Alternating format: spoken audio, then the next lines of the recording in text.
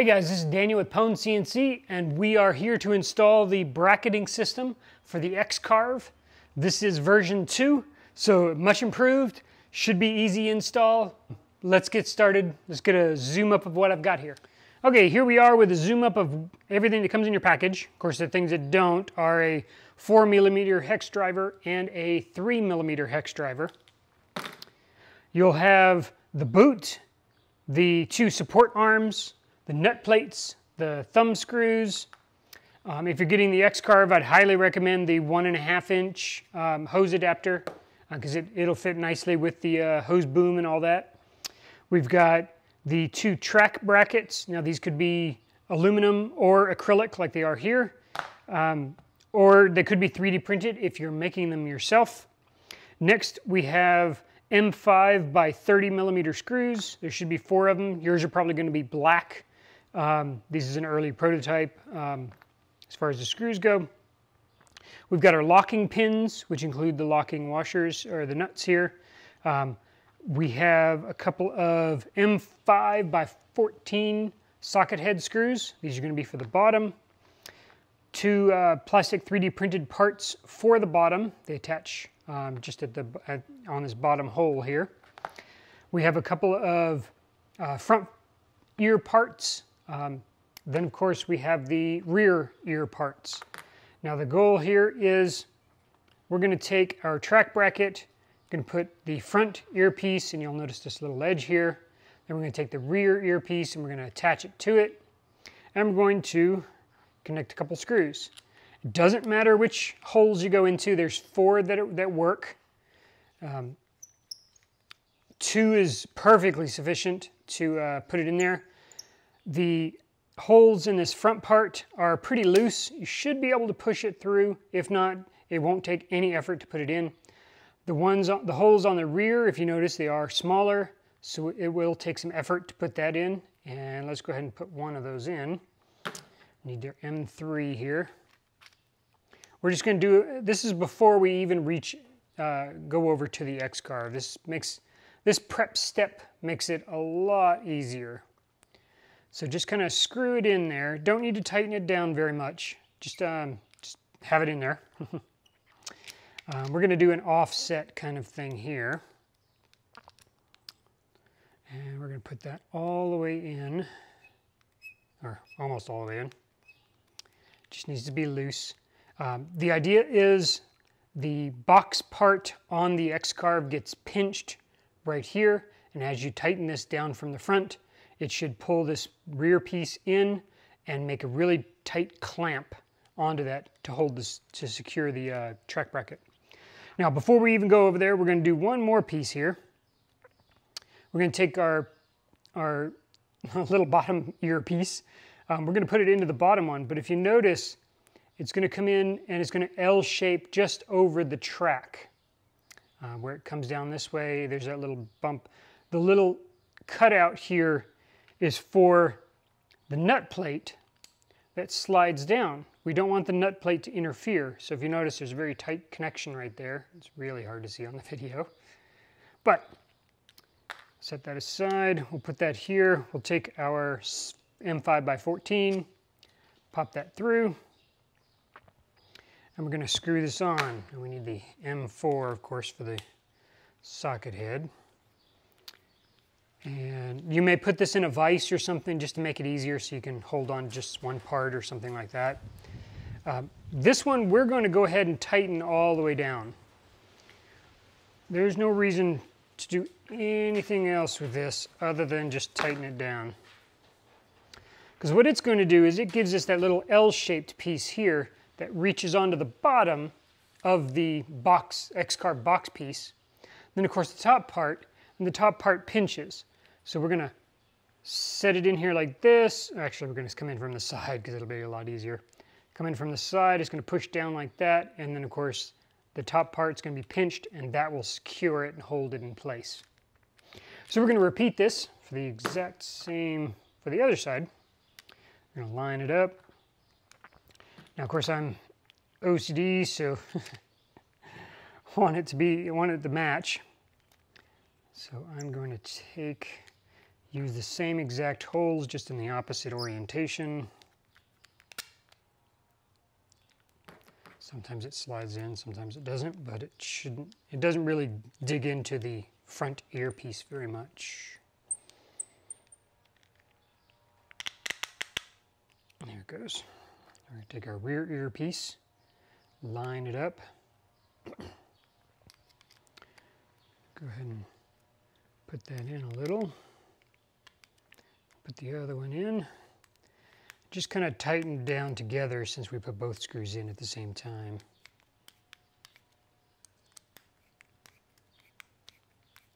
Now again, it's okay to leave a little bit of a gap there.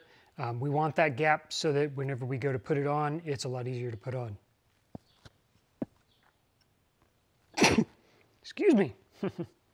Okay, so we're going to take our bottom earpiece and we're going to line that up, take our socket head screw, put that in, switch over to our larger hex driver, and again, we're going to tighten this all the way down.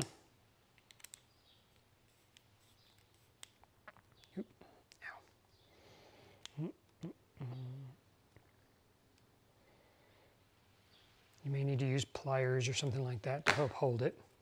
Then you can line it up. And there, we have our two bracketing systems all lined up and ready to go. So let's jump down to the XCarve and take a much closer look at actually installing these. Okay, here we are real close. We've got my XCarve, we have the box part, and of course I have my left and right track brackets. We're going to put the holes on the outside of the carriage. That way we can use them for other things. I have no idea what those things are, but maybe a mister or something like that. But we've got our tracks here. We've got a bottom piece. I went ahead and removed this back piece. I completely forgot that I've got this relocation kit for the Z-probe. I am working on coming up with my own design for this, this bracket here. But if you have it, great. If not, just kind of zip tie it to one of these accessory holes for a short time, and I'm sure I'll come out with something and provide a discount for that. But take that rear earpiece off. We're going to come in from the bottom, just kind of line it up there, and push it up in there. And this bottom ledge of this front piece should slide right on top of the carriage. So that gives it a nice spot to hold on to. Now we're going to pull the track so that it's nice and lined up with both ear pieces are lined up with the outside edge of the X box carriage piece. So we're going to take our part here. I've got a hole here which lines up with this relocation kit thing here. I'm going to line that up. Take our 3mm hex driver and we're going to tighten it up. Now, of course, I've got both screws in there, so I'm going to tighten them a little bit each one. And after it gets started, it's got a nice secure connection. It should, hang on, there we go.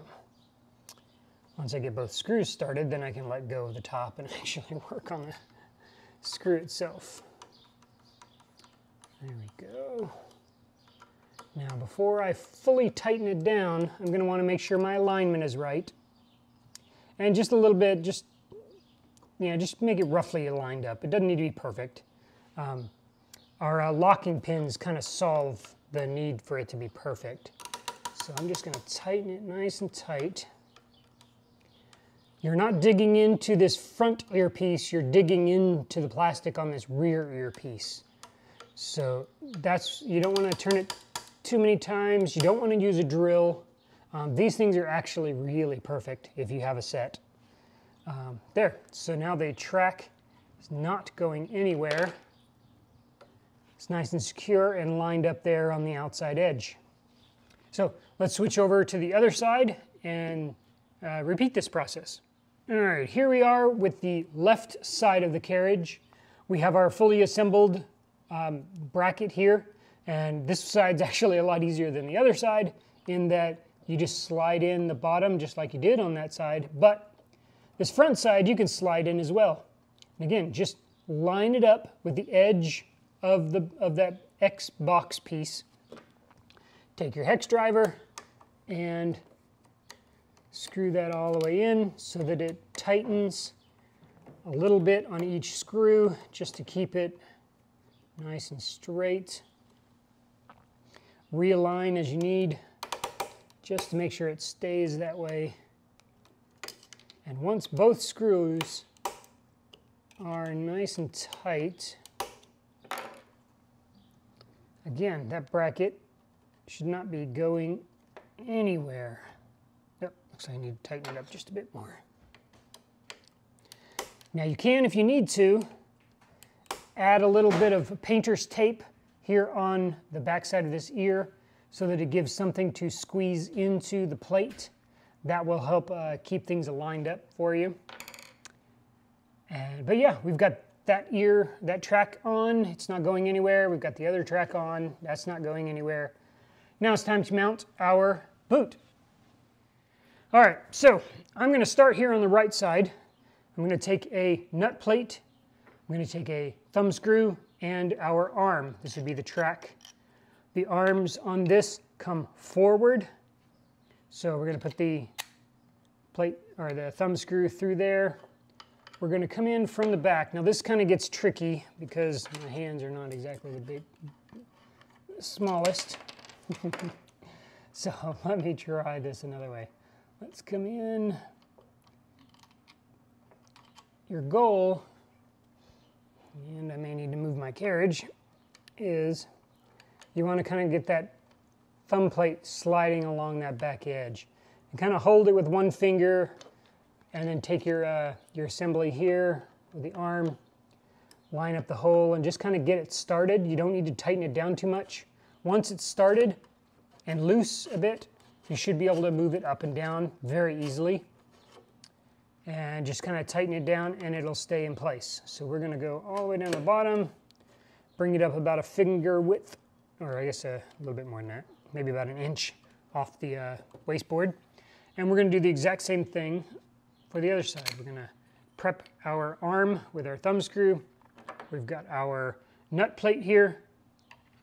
Come in from one side, line up that nut plate right there in that track. Take our thumb screw and our arm here, kind of line it up and get that threading started. Once that threading is started, it should be, you can loosen it up, raise it up and down, again, bring it about an inch off the wasteboard and tighten that up. There. So we've got our boot. Take your face part off. You can actually cut without the face part. This just gives you that full suction, but remove that when you're putting it on. Come in from the rear and just kind of push, slide it right into the tracks. Keeps it nice and secure. You can pop that faceplate on now and your boot is fully assembled. If when you're cutting, if you've got those brushes mashed down onto your stock, or if you leave your machine unattended for short periods of time, be sure to use these locking screws. These are very important. These just drop into place. The little head piece comes down on the inside, drops down in there. Same thing on this side, on the inside, drops right down into place. This keeps the boot, locks the boot into the arms. It is not going anywhere. You can also use, I dropped the other one. I guess I only have one right now. I've got the nut here on the bottom. This lets you thread it in from the bottom if you really want it secure. I've actually never needed these, but I do include them because I know the security and peace of mind is important. So when you are cutting, just loosen it up here, raise up the boot, put your stock, clamp it down, get it going. When you're done, drop the boot down to just the surface of the stock, raise it up maybe a quarter's width, which is maybe a millimeter, and then tighten that down and you're ready to go. Hopefully you have your hose attached before you get started, and yeah. So hopefully you found that informative. Let me know if you have any questions. Be sure to join us on the PwnCNC users group on Facebook, or I'm also on Instagram, and of course, you know my Thingiverse page by now, probably. Happy making.